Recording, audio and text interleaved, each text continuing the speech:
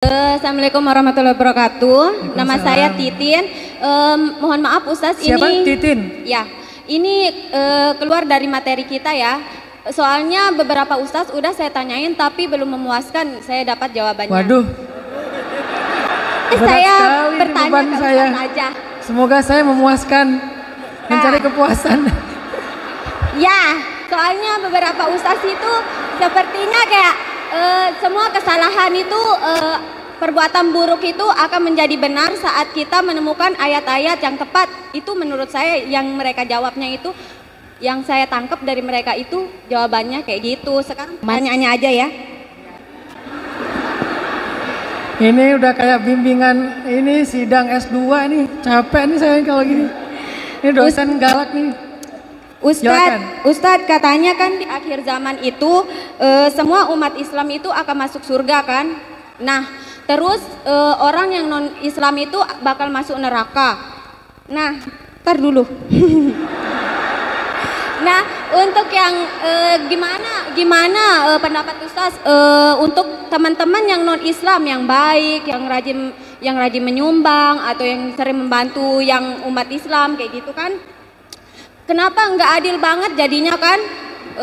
Mereka juga nggak bisa milih mau keluar dari rahim siapa, mau milih dari masuk ke agama mana. Kan mereka terlahir dari suci kayak gitu, dari bayi kan, kayak gitu. Jadinya kayak gimana Ustaz? Sida ngerti atau enggak pertanyaan saya Ustaz? Saya juga bingung. Udah? Belum selesai Ustaz. Kenapa Allah itu nggak menciptakan satu agama saja Ustaz, biar adil kan? Nggak menciptakan apa?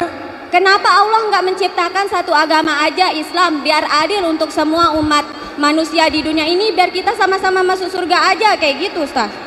Terus yang kedua ini juga pertanyaan kedua Ustaz, saya minta tolong dijawab ya. Pertanyaan kedua, jika tanggal dan hari-hari tertentu bisa menghilangkan dosa-dosa kita yang beberapa tahun, kayak puasa Arafah bisa menghilangkan dosa kita 1 tahun, 2 tahun dan selain sebagainya, kenapa kita harus beribadah bertahun-tahun? Kenapa kita kerjain aja dosa? Nanti kan kita bisa puasa aja kayak gitu. Terus kan nggak adil. Belum. Enggak, ini belum selesai. Teman-teman yang dirahmati Allah SWT, Allah tidak menciptakan apapun dalam kehidupan kita sia-sia. Maka kalau ada kesia-siaan atau keburukan itu pasti bersumber dari kita. Makanya dalam hadis qudsi di ujung sebuah hadis qudsi itu dikatakan, kalau kalian mendapatkan kebaikan, janganlah kalian memuji kecuali Allah. Kalau kalian mendapatkan keburukan, janganlah kalian mencela kecuali diri kalian sendiri. Kenapa harus kayak gini? Karena kalau dibalik itu nggak ada manfaatnya. Sekarang kita mau mencoba untuk kritis sama Allah ya. Terus kita nggak menemukan jawabannya. Apa ruginya Allah? Apa ruginya Allah ketika manusia menuduh Allah dengan tuduhan tidak adil? Apa ruginya Allah ketika manusia menuduh Allah itu dengan tuduhan nggak baik? Apa maunya Allah? Kenapa Allah begini? Kenapa Allah begitu? Dia mempertanyakan pertanyaan-pertanyaan itu lalu tidak menemukan jawaban.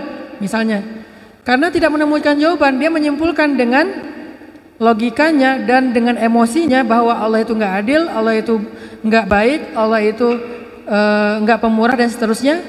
Pertanyaannya apa? Apa ruginya Allah kalau kita nuduh seperti itu? Gak ada ruginya bagi Allah. Terus siapa yang rugi dengan tuduhan itu? Kita sendiri.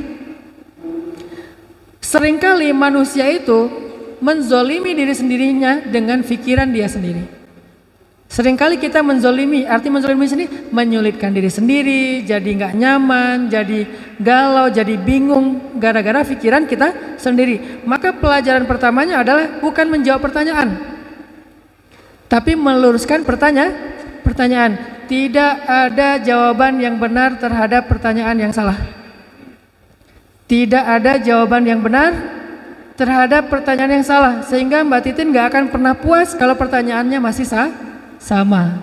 Mau jawabnya Ustadz Abdul Somad, Ustadz Adi Hidayat, para habaib, nggak akan puas. Kenapa? Karena tidak ada jawaban yang benar untuk pertanyaan yang salah. Salahnya di mana? Salahnya kita melihat dari logika kita. Padahal logika kita itu gini Mbak.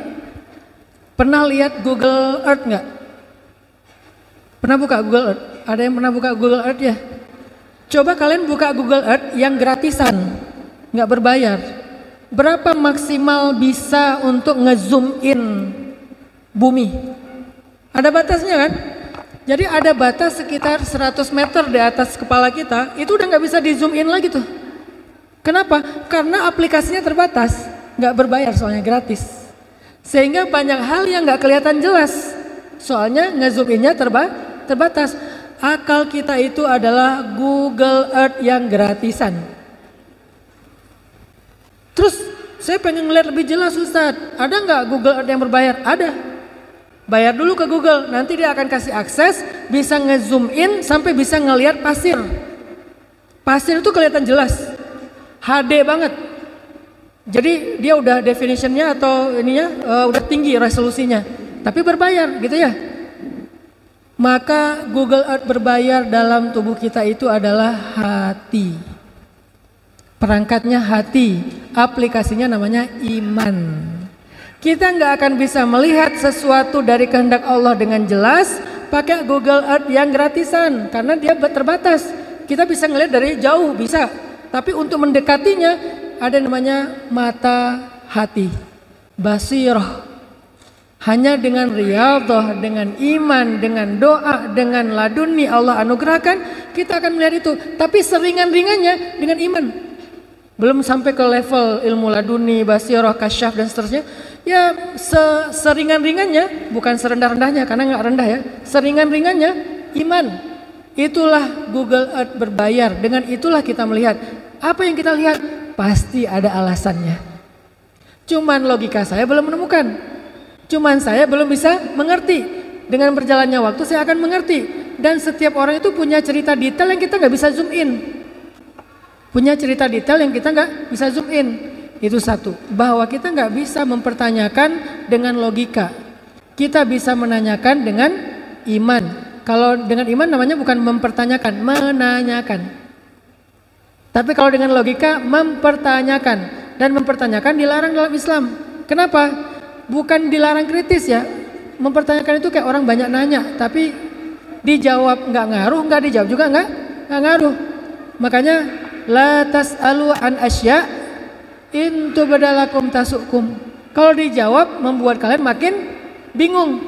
Terus gimana Ustaz cara saya untuk bisa menemukan jawaban itu? Kalau mau serius jangan nanya dengan jawaban yang hanya punya waktu 1-2 menit. Jawaban itu akan dimengerti ketika kita belajar ilmu agama secara khusus. Nanti belajar ilmu akidah, iman, bahkan ilmu ilmu kalam. Nanti ada sisi lain, ilmu hati, tasawuf, ilmu ma'rifah, ilmu ihsan, ilmu suluk dan seterusnya. Setelah kita mempelajari semua itu, akhirnya baru kita menemukan jawaban. Dan jawaban itu nggak bisa disampaikan kepada orang yang awam. Kenapa? Tadi dia nggak punya aplikasi yang berbayar. Makanya bagaimana kita orang awam? Kita ngikut kepada para ulama yang mereka lebih tahu ilmunya. Itu satu cara kita memandang kehendak Allah. Yang kedua, kenapa ada orang yang ditakdirkan lahir sebagai anak dari non muslim? Kan dia nggak bisa milih. Ya, dia nggak bisa milih ketika lahir. Tapi dia bisa memilih setelah dia dewasa. Ketika lahir dia nggak bisa memilih. Makanya kalau dia wafat sebelum dewasa, dia tidak masuk neraka kan? Orang dia belum mukallaf. Kan yang ghairu mukallaf, apa itu mukallaf? Orang yang sudah terbeban hukum. La yukallifullahu nafsan illa wus'aha. Allah tidak akan membebani seseorang yang belum taklif. Tapi kalau dia udah taklif artinya dia udah baligh, udah akil, udah bisa belajar, udah bisa tafakur. Dia punya tugas untuk mencari kebenaran itu. Makanya sekarang yang paling penting itu bukan mempertanyakan keadaan mereka, mempertanyakan peran kita. Apakah kita sudah berusaha untuk membawa hidayah kepada mereka? menyampaikan kebenaran kepada mereka.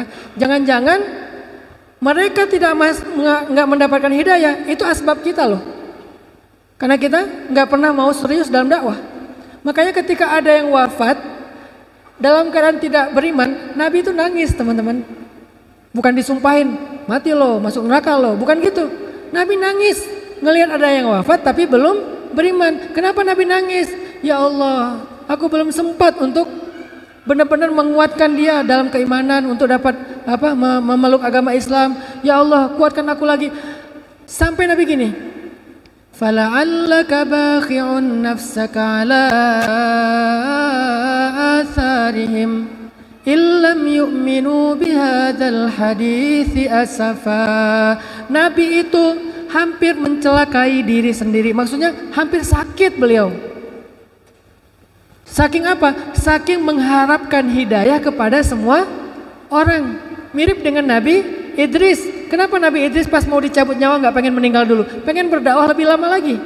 Maka pertanyaan yang paling konstruktif, pertanyaan yang paling produktif adalah apa peran kita untuk menyampaikan hidayah itu kepada saudara kita yang kita pertanyakan keadaannya. Berjuanglah untuk itu. Itulah peran kita. Allah yang menentukan hidayah seseorang. Tapi Allah Maha Adil. Apa keadilan Allah? Kan dia baik Ustadz. Kebaikan mereka Allah balas langsung di dunia. Langsung Allah balas di dunia. Allah nggak mungkin menyia-nyiakan kebaikan mereka. Makanya Allah Rahman. Wasi'at rahmatuhu kulla syai'. Wa rahmatuhu wasi'at kulla syai'. Dan rahmat Allah itu mencakup semua hal. Mau yang beriman maupun yang nggak beriman. Satu, keadilan Allah. Mereka diberikan jaza balasan di dunia. Kedua, keadilan Allah apa? Kalau mereka terzolimi, doa mereka diijabah tanpa hijab walaupun mereka tidak beriman.